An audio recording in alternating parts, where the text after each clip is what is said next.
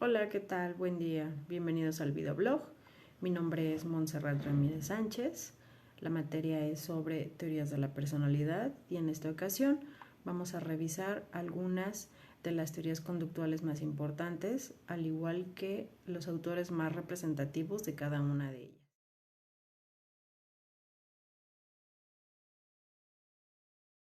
Las características de las teorías conductuales se centran en el estudio de cómo el comportamiento humano se forma, modifica y se mantiene a través de la interacción con el entorno. Estas teorías se basan en la idea de que el comportamiento es aprendido a través de la experiencia y que se puede cambiar a través de la modificación de las contingencias ambientales. Estas son una mezcla de grupos de abordajes, los cuales comparten la perspectiva de teoría del aprendizaje que es aplicada al inicio y tratamiento de las conductas. Los conceptos comunes son los relacionados a la conducta observable y las conductas se analizan por medio de métodos relacionados a los de la psicología empírico-experimental. Algunas de las características más sobresalientes del movimiento conductista, dicho por el autor Peña en el 2010, son 3 puntos importantes. El primero es que la psicología es una ciencia natural, la cual estudia fenómenos de la vida cotidiana. Estos pueden ser una ciencia social, ya que la conducta humana puede ser moldeada socialmente. El punto número 2, se comparte un criterio pragmático de verdad. Quiere decir que una teoría es verdadera solo si tiene implicaciones empíricas. El punto número 3 nos habla del control de la conducta, la cual es una de las metas, de acuerdo con Peña. Esta se identifica como meta, los factores que controlan las conductas. Posteriormente a esto, existen otros puntos importantes a mencionar. Uno de ellos es que la psicología debe fundamentarse en lo empírico. Esto quiere decir que debe ser contrastado empíricamente. El otro punto nos habla de que la psicología debe ser objetiva, la cual debe presentar confiabilidad de sus datos y validez en sus afirmaciones. El otro punto nos habla de que el objeto de estudio de la psicología es la conducta, las cuales se presentan en diferentes formas de interactuar de un organismo con su medio ambiente. El último punto nos habla de que se privilegien las estrategias controladas de investigación. Quiere decir que es importante el utilizar una metodología correcta de investigación. Algunas de las variantes de las teorías conductuales tienen su raíz en supuestos de la teoría del aprendizaje, hechos por teóricos de comienzo del siglo XX, por ejemplo, Ivan Pavlov y su reflejo condicionado, Edward L. Thorndike y su ley del efecto, John B. Watson y su conductismo. Posteriormente, en los años 30, teóricos como Holk, Edward C. Tolman, Skinner y Edwin R. H. Guthrie en Estados Unidos. En conjunto, todos esos autores crearon el estudio en psicología centrado en cómo las personas aprenden a través de la experiencia y cómo los estímulos y las recompensas afectan el comportamiento. Ahora hablaremos del tema de teorías del aprendizaje social y cada uno de los autores más sobresalientes.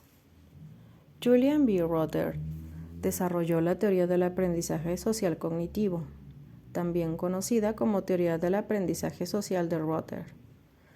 Esta teoría se centra en cómo las expectativas y los valores influencian el comportamiento humano. La expectativa se basa en el aprendizaje pasado y siempre es subjetiva. Es lógica desde la perspectiva propia de cada persona, aunque pueda parecer ilógica a los demás. Esto nos lo dice el autor DiCaprio en 1989. Rother nos habla del valor del reforzamiento. Dijo que está relacionado con las expectativas en cuanto a la tasa de aciertos y errores. Otro de los autores sobresalientes es Walter Mischel, el cual creó el aprendizaje cognoscitivo. Nos dice que para entender y predecir la conducta existen 3 elecciones. La primera es el papel de las situaciones en la elección de la conducta. Posterior a este es asignar prioridad. El tercer punto es la identificación, la oportunidad en la situación dominante. Mischel consideró que para determinar las conductas se deben tener en cuenta diferentes puntos. El primero son las capacidades cognitivas y de conducta. El segundo son las categorías y constructos cognitivos. Posteriormente a las experiencias de consecuencias del estímulo y de conducta. Después, preferencias y aversiones. Y por último, estrategias y planes autorreguladores significativos de la persona. Un ejemplo de la teoría cognitiva social es de una alumna que imita la marcha en puntas de su maestra de danza, pero imita los pasos de baile de Carmen, es decir, una alumna un poco más adelantada. Aún así, esta otra alumna cultiva su propio estilo de bailar cuando une sus observaciones en un esquema nuevo. Ahora hablaremos de la teoría de sistemas y de su autor, Ludwig von Bertalanffy.